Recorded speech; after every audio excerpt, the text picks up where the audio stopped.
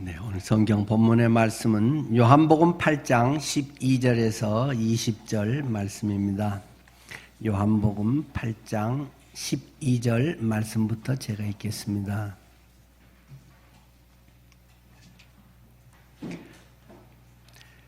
예수께서 또 말씀하여 이르시되 나는 세상의 빛이니 나를 따르는 자는 어둠에 다니지 아니하고 생명의 빛을 얻으리라. 바리새인들이 이르되 내가 너를 위하여 증언하니 내 증언은 참되지 아니하도다.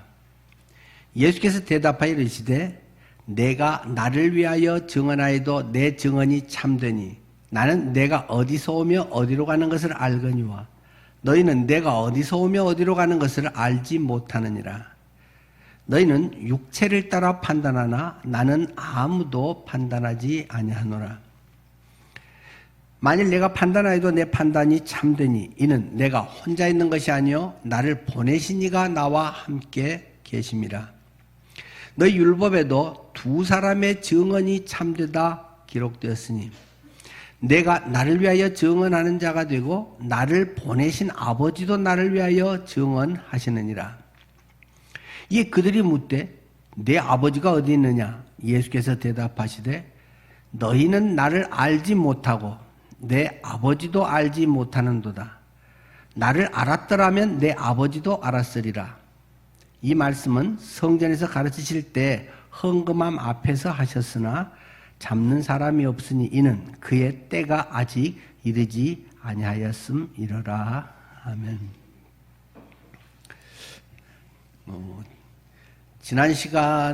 지난번에 그 엄선 목사님 시를 제가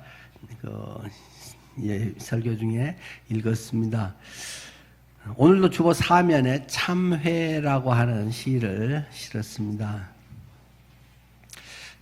제가 한 30년 전에 유일한 개신교 수도원인 은성 수도원에 경기도 포천 운악산에 있었던 이제 그곳에 가서 거기에 이제 몇 개의 기도실 같은 것들이 있는데요. 거기에 참회굴이라고 하는 것이 있습니다. 그 참회굴 거기에 들어가면 이 씨가 그 손으로 써서 아주 담백하게 그 복사지 같은 데다가 손으로 써서 약간 판에다가 해서 붙여놨더라고요. 그것을 읽고 또 읽고 밤새워 참회굴에서 흐느끼며 기도했던 때가 생생하게 떠오릅니다. 참 그러고 보면 언제 제가 제일 성숙하지? 제일 순수하고 제일 주님에 대한 사랑과 이런 게 참 많았지? 제일 연륜이 높은 지금인가? 그런 생각도 해보지만 제 스스로 생각하기는 처음 주님의 길을 가겠노라고 주님 앞에 결단하고 나섰던 20대에 제일 제가 순수하고 제일 주님을 사랑하고 복음의 불이 제일 타올랐던 거 아닌가 그런 또 생각도 하게 됩니다. 참 세월이 지나면서 벌써 이제 60대 중반의 고갯마루에 서서 보면 세월과 성숙은 거의 관계가 없다는 것을 절절히 깨닫습니다. 인격적으로든 다른 지식이 많아질 수는 있겠지요. 근데 그것도 뭐 치매 걸리면 이제 다 또 까먹잖아요. 그 이후로는. 어쨌든 어느 기간까지는 지식이 축적되긴 하겠죠. 그러나 인격과는 거의 상관이 없는 것들이구나. 신앙의 성숙도 마찬가지로 신앙생활을 우리가 오래 한다는 건 큰 복이지만 그것 자체가 우리를 신앙의 성숙이나 주님을 사랑하는 것이나 주님을 위한 어떤 우리의 그런 그 군살이 다 벗겨져 나가고 오롯이 주님 앞에 서는 것과 상관이 없는 것이구나 하는 것을 뼈저리게 느끼고 있습니다. 정말 연세가 들면서 더 아름다워지는 분들이 분명히 있고 존경할 만한 그런 분들이 있고 특별히 신앙적으로 그런 분들이 있습니다. 참 그런 것은 얼마나 좋은 본보기가 되고 아름답습니까? 그러나 자칫 그냥 놔두면 우리의 본성은 더 이기적이 될 가능성이 많습니다. 자기 고집이 훨씬 세지고 자기의 뭔가를 나타내려고 하는 그런 우리의 속성이 참 많은데 어떻게 해야 되겠습니까? 늘 우리는 주님 앞에 참회의 자세로 나아가야 됩니다. 다른 사람들은 다 제껴두고 나와 주님이 1대1로 대면해서 주님 앞에 오롯이 무릎 꿇고 주님의 말씀 앞에 겸손하게 하나님을 대하는 이런 것이 진정으로 없으면 결코 성숙할 수 없습니다. 자기 마음대로 자기의 욕망과 자기의 세속의 만족을 위해서 살 수 있지만 하나님과 아무 상관도 없고 남에게도 별 도움도 안 되는 그런 삶을 살기가 딱 좋은 것입니다. 우리는 성경에서 오늘 본문의 내용에 바리새인들의 모습을 거기에서 적나라하게 보게 된다는 것입니다. 먼저 주보 사면에 있는 이 참회라고 하는 시를 제가 읽어보겠습니다. 제게는 그렇게 참 겨울 그 추운 기도실에서 제가 밤을 새면서 이 시를 읽고 또 읽고 주님 앞에 엎드려서 했던 저는 어쨌든 그랬습니다만 여러분은 어떤지 모르시겠네요. 참회. 자정 깊은 밤 참외굴에 엎드려 촛불 돋우고 흐느낍니다. 역겨운 한 마리 벌레 참아주시는 자비시여 오 당신만은 정녕 나를 용서하시리다. 모두가 내 탓임을 가정도 교회도 국가도 나 하나 때문에 씨름하고 있음을 미처 몰랐나이다. 이제야 뉘우치는 참회의 아픈 이 가슴. 한 영혼이 진정 회개만 하면 천군 천사 노래 부르고 한 영혼이 잠을 깨면 온 누리는 한층 밝아지는데 이 밤 운악산 바위 붙들고 회오에 몸부림치는 이 가련한 벌레여. 창밖에는 낙엽을 몰고 계곡을 흔드는 바람소리. 여기 비창한 심사로 밤새 님을 부르는 끝없는 눈물이 있습니다.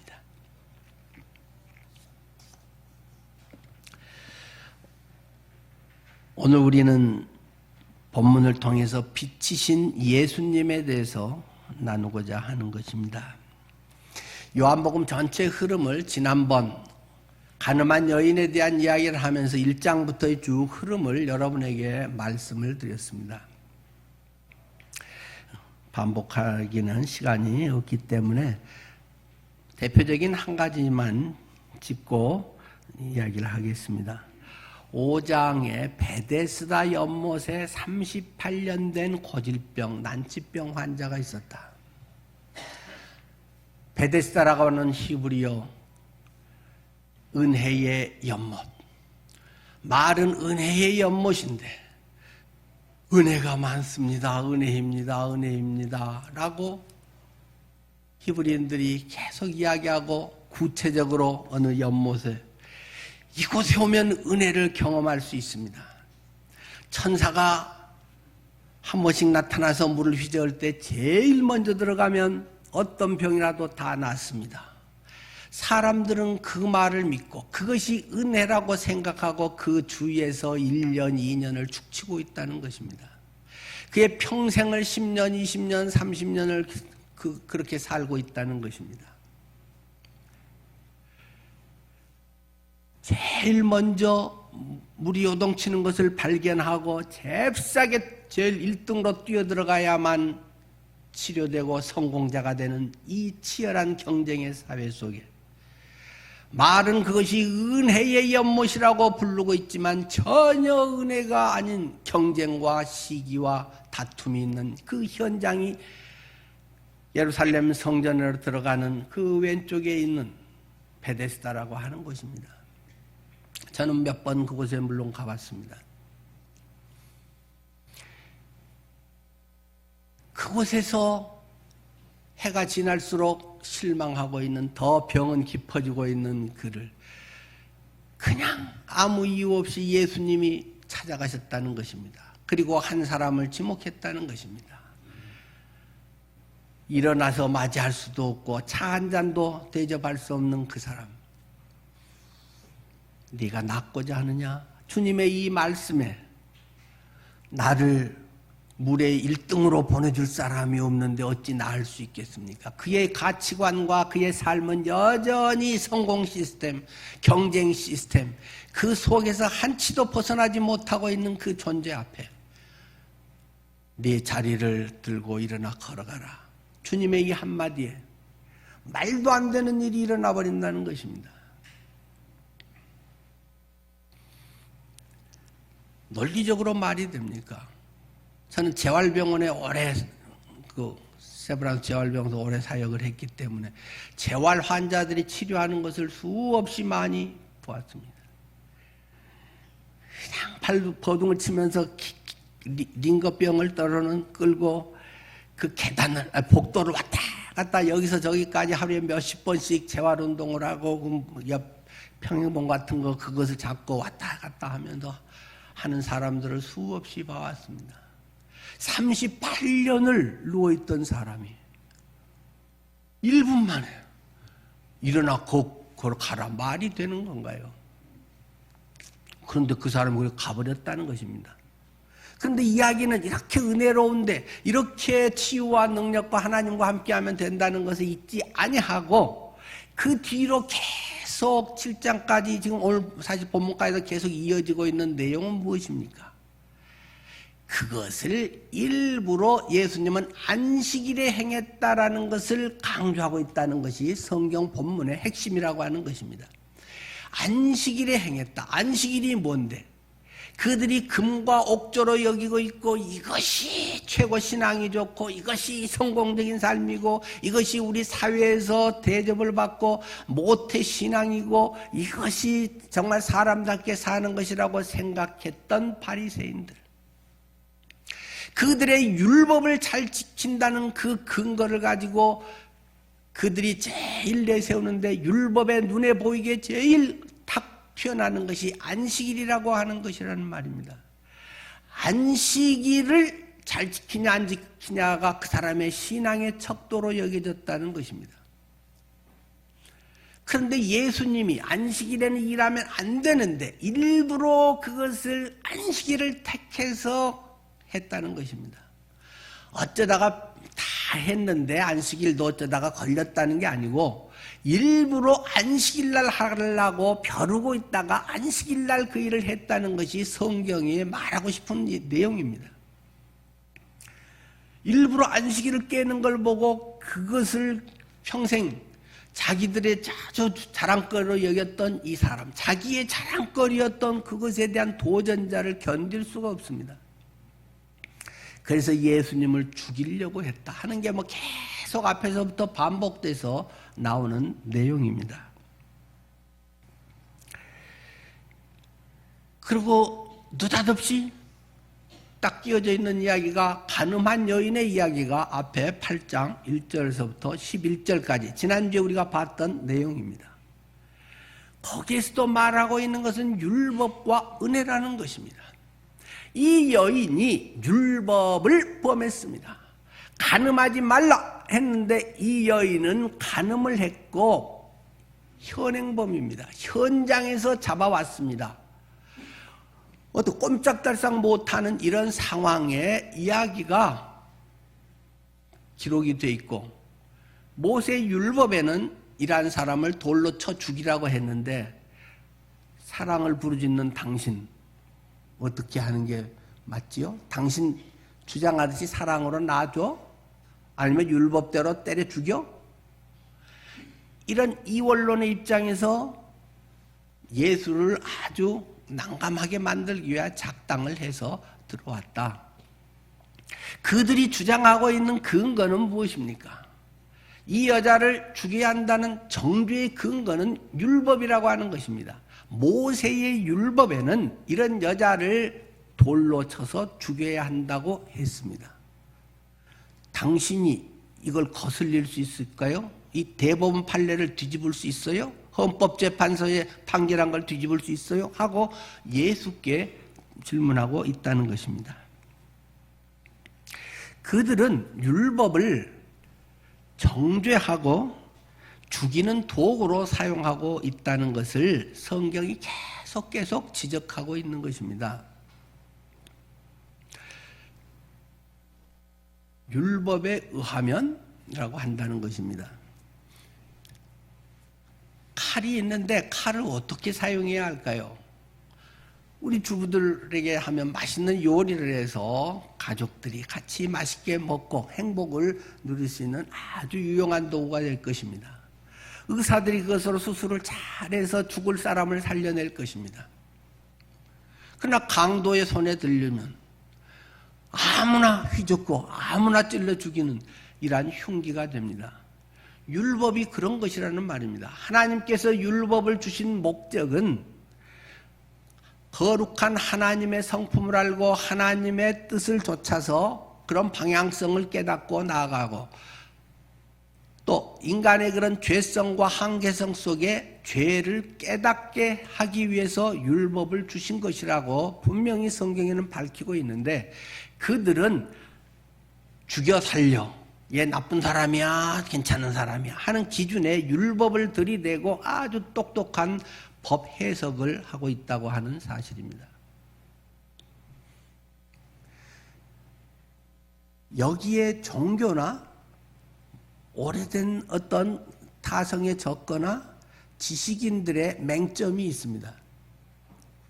율법에 그것이 뭐 600열 세계고 어쩌고 저쩌고 뭐 긍정적인 거 부정적인 거 이런 것이 중요한 것이 아니고 율법을 통해서 하나님이 어떤 분인가를 알고 내가 곁길로 나갔으면 그 엑스레이 CT를 통해서 오 내게 큰 병이 있구나 내가 죽일 놈이구나 하는 것을 깨닫고 나 좀 살려주세요. 나 수술 좀 해주세요. 항암 좀 해주세요. 하고 의사께 나오라고 CT, MRI 이런 걸 찍는 건데 그것만 찍고 만다는 것입니다. 오히려 그것을 네 암 환자잖아. 너 퇴직해야지. 뭐 이런 식으로 사람을 자르는 도구로 사용하고 있다는 것입니다. 로마서 13장 10절에는 분명하게 선언하고 있습니다. 율법이 뭐 하려고 하는 것이냐? 율법의 완성은 사랑입니다. 사랑이 율법의 완성이다. 율법이 말하려고 하는 것은 율법의 핵심적인 것은 뭐 그 조항을 내가 딸딸딸 외우고 그것에 뭐 이게 해석이 되냐 안 되냐 뭐 유추 해석이냐 어쩌냐 이런 법적인 말장난하지 말고 성경 가지고 그런 짓 하지 말고 주님을 어떻게 사랑하는가? 주님의 심정이 어떤 것인가? 나를 향한 하나님의 그 사랑과 마음이 얼마나 큰가? 이런 걸 알고 주님을 경외하며 나의 인생의 목적이 그리스도 안에서 바로 서게 하는 것이 하나님의 말씀의 법인 것인데 그것을 버리고 그것을 자기 잘난 체 하는 데 써먹고 있다는 것입니다. 자기 의를 드러내고 있다는 것입니다. 나는 의롭다. 나는 물론 완전히 의롭지는 않지만 쟤들보다는 나. 물론 고상한 사람은 겉으로 말은 않지만 속으로 은근히 그러면서 깔고 한다는 것입니다. 아주 교묘한 것이 이 자칫하면 지식과 우리의 사람들의 이런 지적 욕망이 우리에게 자꾸 유혹하고 있는 내용들이라고 하는 것입니다. 자칫 이것이 제일 만연하기 쉬운 데가 종교라고 하는 것입니다. 복음을 빙자한 것이 제일 교묘하기 때문에 딱 아닌 것은 표가 나버리니까 괜찮은데 아주 신앙 좋은 듯하고 늘 말씀을 이야기하고 말씀에 어떻고 뭘 어떻고 저쩌고 하는 사람들이 제일 여기에 빠져서 제일 헤어나기 어려운 대상이 될 수 있다는 것을 요한복음은 계속 그만하면 되겠는데 해집고해서 계속 그 이야기를 하고 있는 것이고, 오늘 본문도 그 말을 지금 하고 있다라는 것입니다. 그것이 사랑으로 귀결되는 것이냐? 그래서 내가 저 사람을 더 사랑해야지. 사랑으로 어떻게 하면 더 품고 그리스도의 삶이 그 속에 발현이 될 것인가? 내가 어떻게 하면 좀 더 손해보고 살 것인가? 내가 어떻게 하면 나보다 남이 잘 되게 해줄 것인가? 이것이 초점이어야 되는데 자꾸 자기 의의를 드러내고, 자기 의라고 하는 것은 내가 뭘 했다라는 것입니다. 내가 의롭게 되는데 뭔가를 기여를 했다. 거기에 뭔가 내세울 만한 건수가 있다. 그것을 이루는 자기 의라고 이야기를 합니다. 그래서 자기 자랑과 자기 자존심과 이런 것들이 그 속에 있는 아주 제일 골치 아픈, 표가 나면 괜찮은데 표가 난 듯 안 난 듯 아주 교묘한, 이것이 제일 골치 아픈 대상이라는 것입니다. 그 사람들이 누구예요? 바리새인이라고 오늘 13절에서는 우리에게 이야기를 하고 있는 것입니다. 그들은 지금 스스로를 빛이라고 생각을 합니다. 우리는 하나님의 모세가 영광의 광채 얼굴에서 빛이 막 환하게 나서 사람들이 쳐다볼 수 없고, 그래서 수건으로 얼굴을 가리기도 하고, 영광의 광채에 하나님의 그 법을 받은 우리는 선민이다. 그것을 우리는 그대로 잘 지키고 있는 사람들이다. 이런 자부심이 아주 빵빵하다는 것입니다. 그러니까 우리는 빛이다 라고 그들은 생각한다는 것입니다. 그러나 주님의 생각은 정반대라는 것을 오늘 본문은 우리에게 구체적으로 지금 이야기를 하고 있는 것이죠. 자, 다시 한번 초막절이라고 하는 지금 행사와 관계돼서요.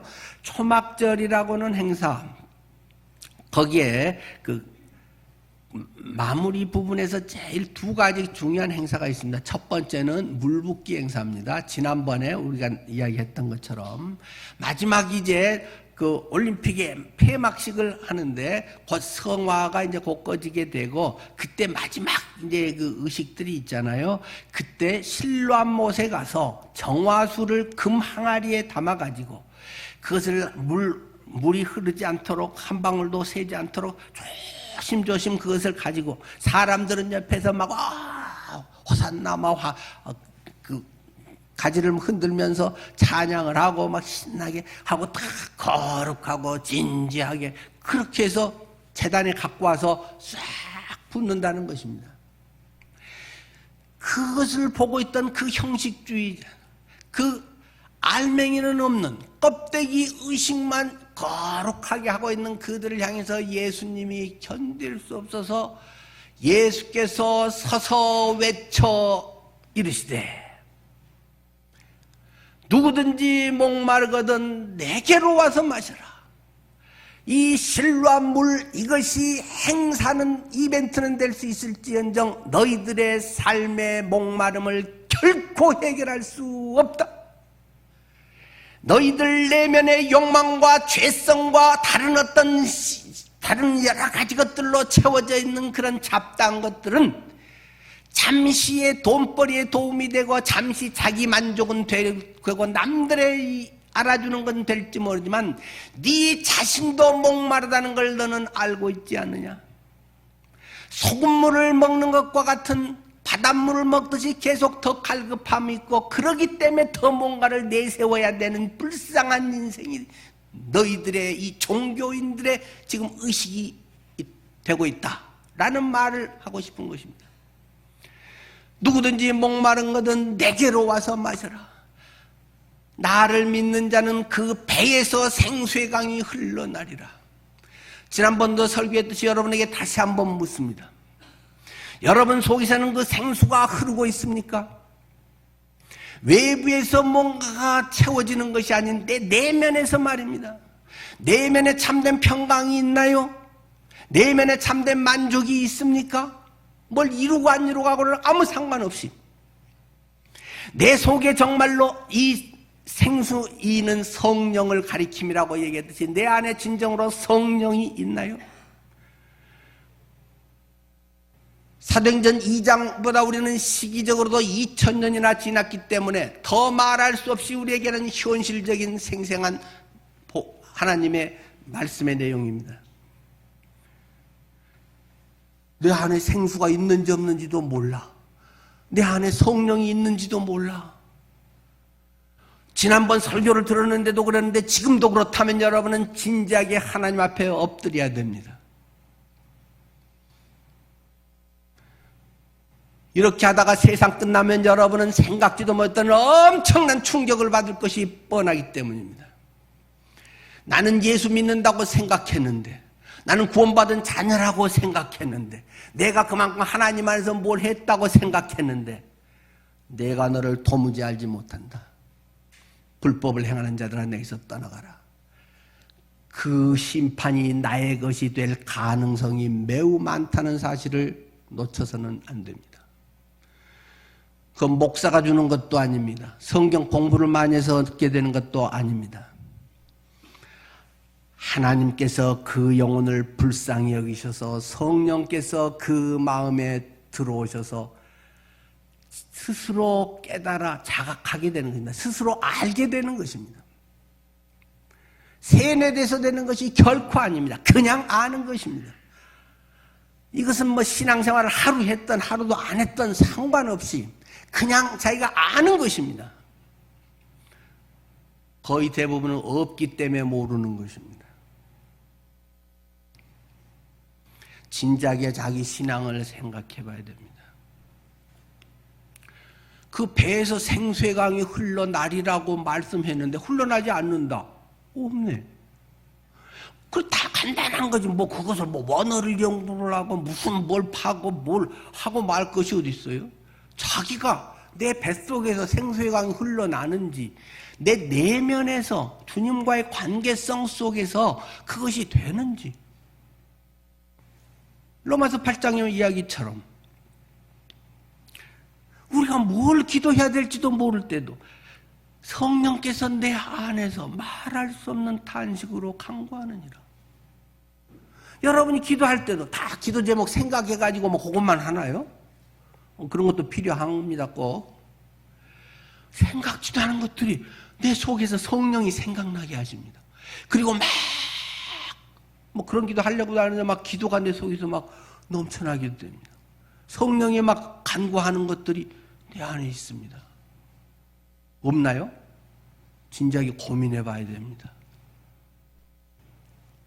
기독교는 이론도 아니고 어떤 뭐 의식도 아닙니다. 내 안에 예수의 생명이 있고 내 안에 예수의 빛이 있고 그것을 그냥 자기가 아는 것입니다. 하나님께서 그냥 알게 해주시는 것입니다.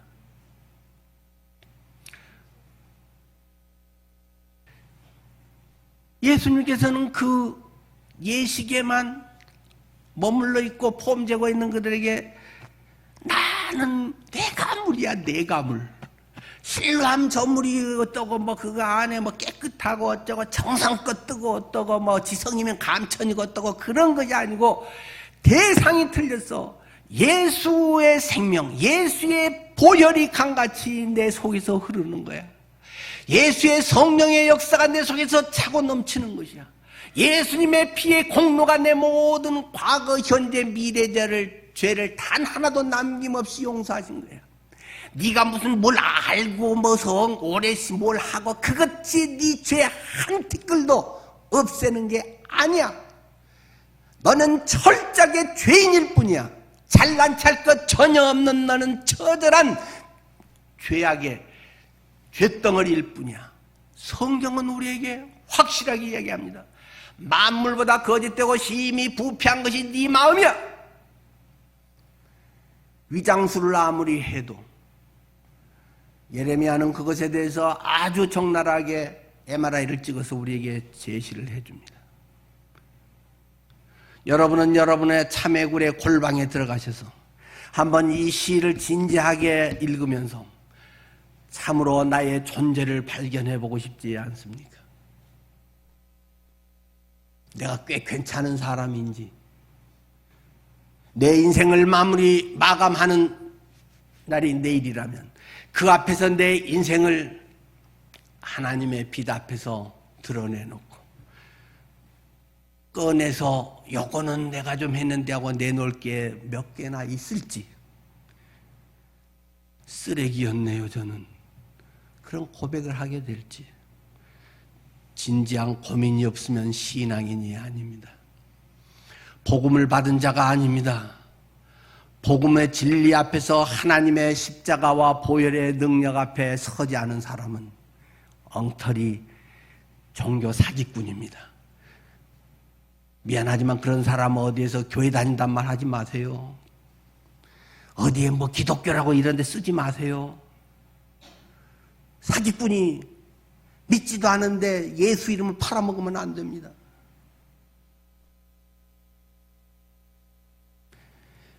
예수는 당시에 그 사람들이 이러한 모습에 너무 안타까웠다는 것입니다.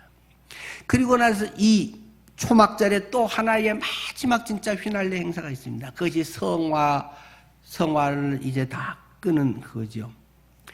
그 당시에는 성전 뜰에 큰 촛대로 만든 이 불을, 올리브 기름을 넣어서 막 밤낮 태웁니다. 우리가 꼭 야구 야간 경기 같은 거 하듯이, 운동장에 하듯이 이 메노라라고 하는 큰 7가지 촛대 이런 것들을 곳곳에 세워놓고 불을 때우면서 이제 마지막 초막절을 그대로 막 찬양하면서 이제 다 끝났다.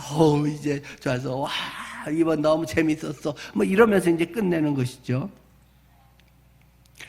그 불이 이렇게 꺼져가는 것을 예수님께서 보시면서 아이고 답답해. 지금 성화가 꺼지고 뭐가 일이 끝났다가 아니라 저 성화가 중요한 것이 아니라 메노라에 저 타고 있는 불이 중요한 것이 아니라 내가 빛인데, 내가 세상의 빛인데 그건 전혀 알지 못하고 니들 잔치나 하고 잘난 체나 하고 있는 거구나. 그 이야기를 지금 하는 것이 오늘 본문의 내용이라는 말입니다. 인간의 노력과 열심으로 뭘 지키고 하는 것은 율법의 근거한 것, 율법의 기준을 맞추려고 하는 것이다. 그러나 우리 인간의 능력으로는 결코 이룰 수 없는 것이다.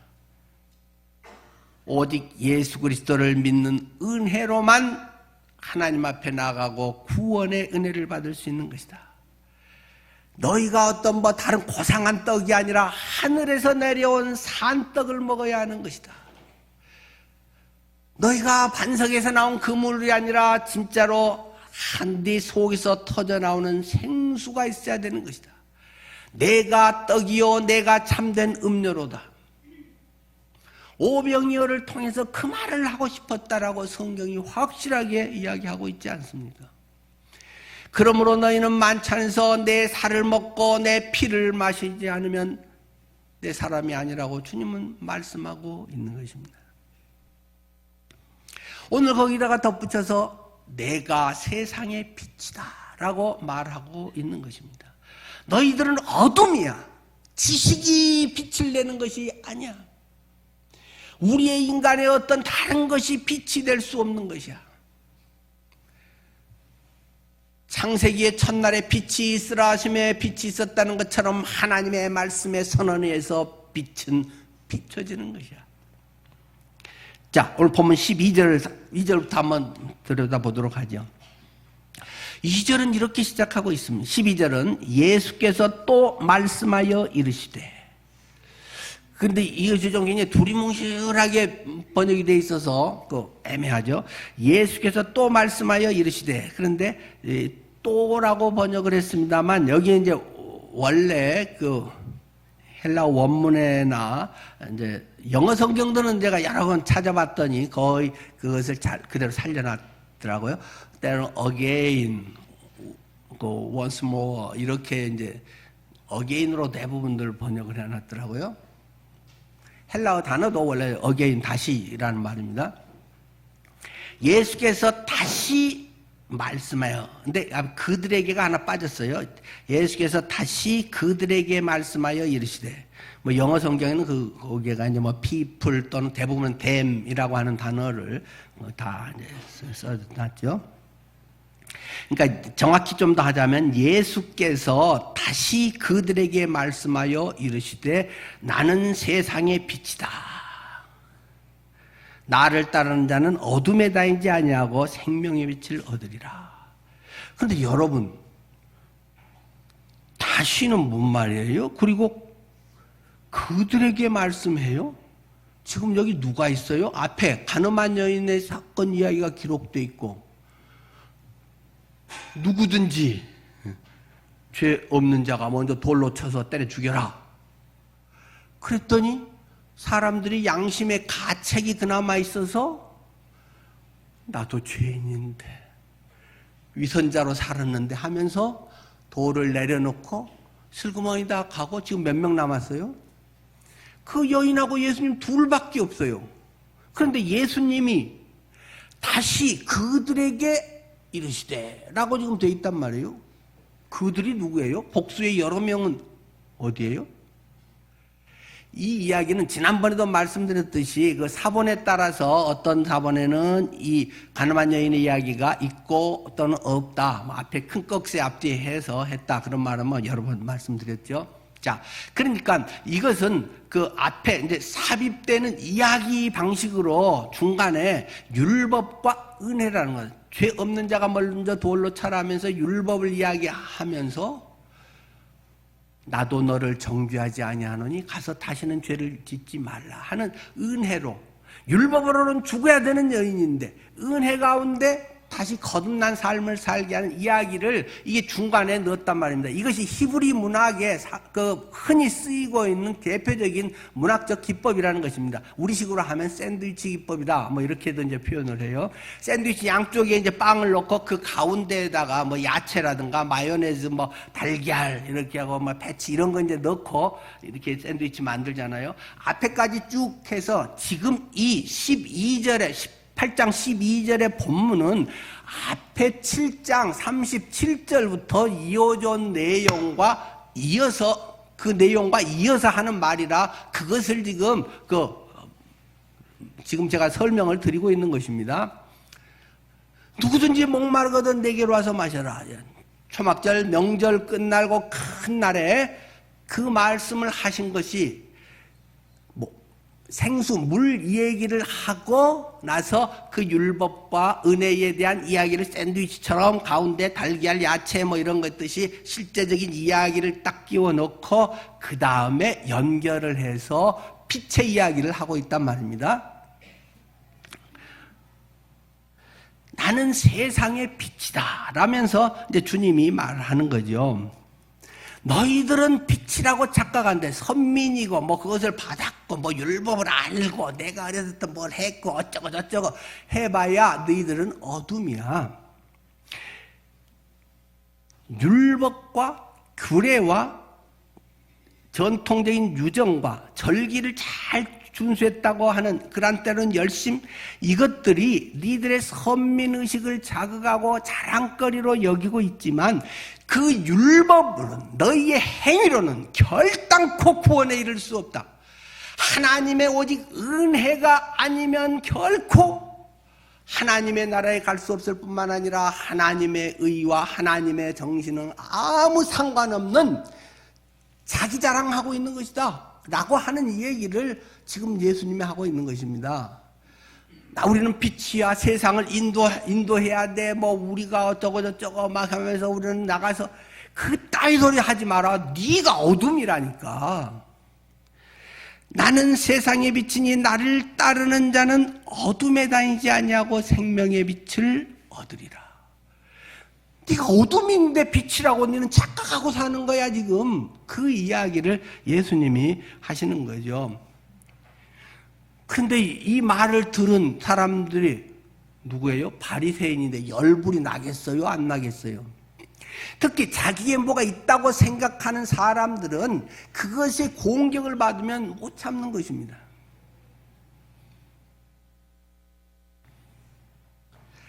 자기의 전공 분야를 누가 타치를 한다? 못 참습니다, 사람들은. 이제 거기에서 이제 진짜 인격을 이제 사실은 알게 되죠.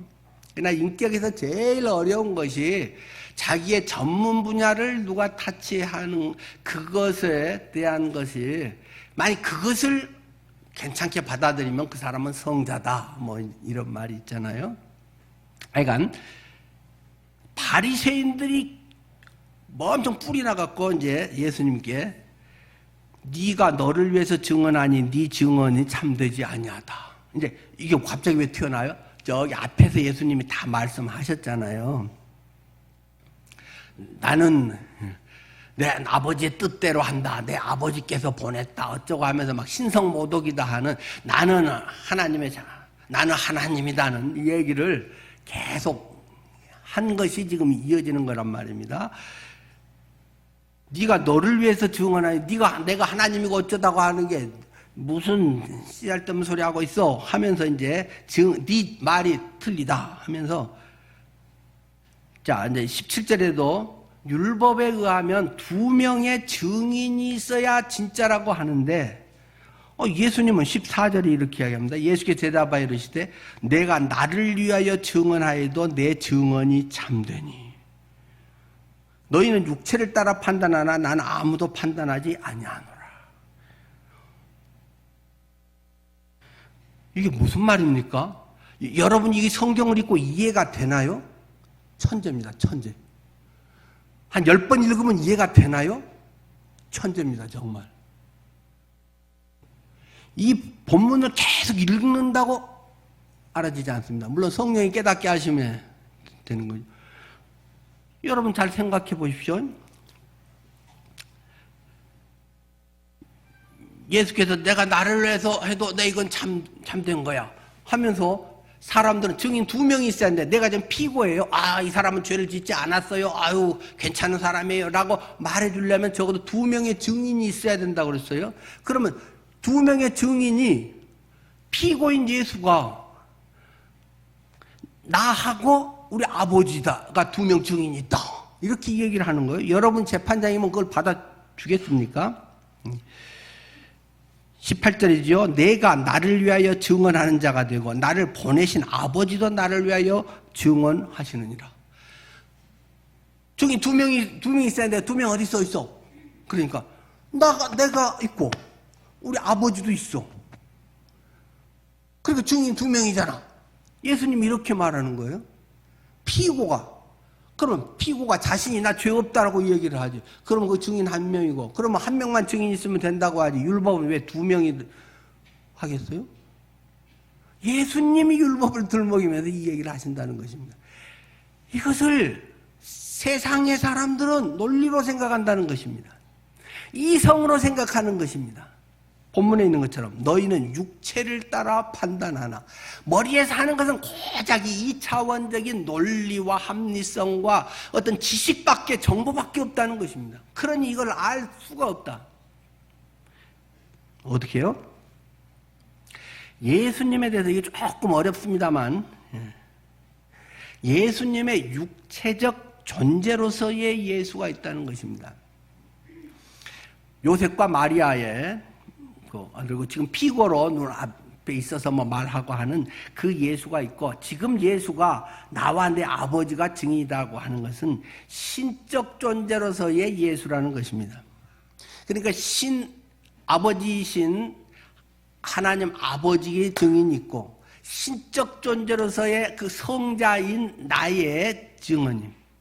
이 영적인 신적인 관점에서의 확실한 두 증인인데, 사람들의 껍데기 관점에서는 보는 게 뭐 눈에 보이는 것밖에 없으니까 그것만을 평생 살고 그걸 가치관으로 살고 거기에서 뭐 내가 신앙이 좋네 잘났네 하고 살았던 사람에서는 말이 안 되는 것입니다.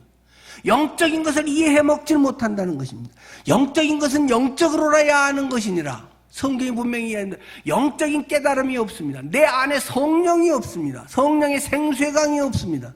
보혈이 지식일 뿐이지 예수님의 십자가의 피가 나의 모든 죄에서 나를 완전히 해방하였느니라. 그것이 경험되지 않는다는 것입니다. 죄 없단다 그러면 지옥에서 지옥 안 가겠네. 그러면 아이고 안심이다. 믿져봤자 본전이고. 경험되는 것입니다. 복음은 예수의 십자가의 피가 나의 모든 죄를 완전히 해결했다는 것이 내 속에 믿어져서 터져나오는 것입니다.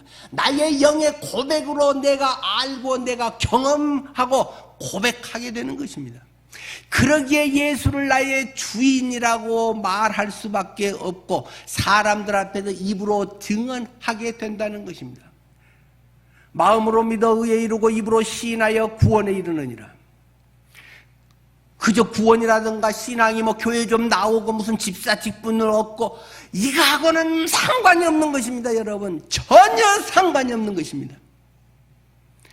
그럴 가능성은 좋은 기회가 되는 것은 분명하고, 그렇지만 집사 직분이 그냥 그 사람의 성령이 임했고 그 사람이 구원받았다는 것을 증명하는 것입니까?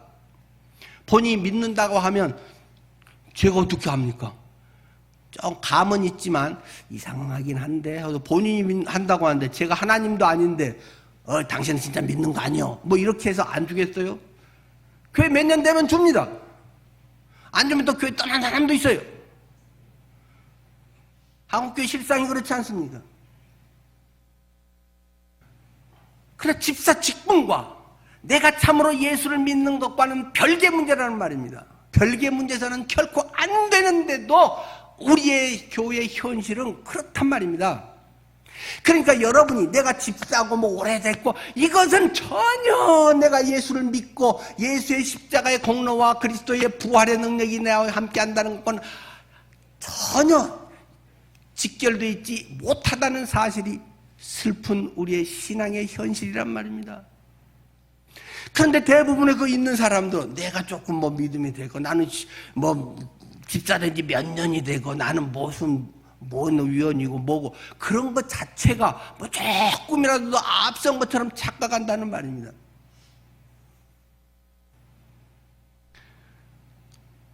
목사가 된다고 더 성숙해지는 거 결코 아닙니다, 여러분. 설교를 많이 하고 계속 맨날 목사가 설교하려면 맨날 성경 보고 기도하고 안 그러고 어떻게 할 수 있겠어요? 그런다고 성숙해지는 게 아닙니다, 여러분. 그렇다고 믿음에도 확증과 성령의 뭐가 다 되고 그런 거 아닙니다.